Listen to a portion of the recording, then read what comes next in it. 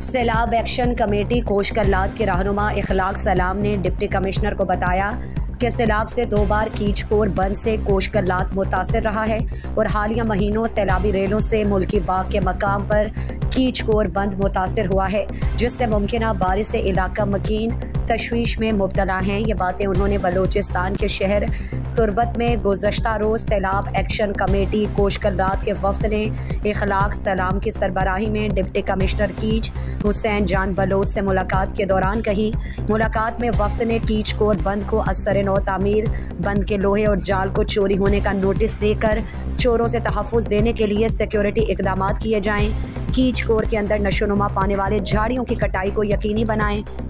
Deputy commissioner कीच हुसैन जान Bloch ने सैलाब एक्शन कमेटी कोश कल्लात के वफ़द को यकीन दहानी की कि उनका मसला हल किया जाएगा।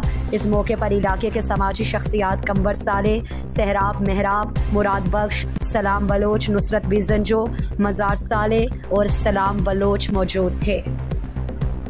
मज़ीद दिलचस्प मालूमात और खबरों से आगाह होने के लिए Gedrosia point Facebook page, Instagram, Twitter को फॉलो और यूट्यूब चैनल को सब्सक्राइब करें।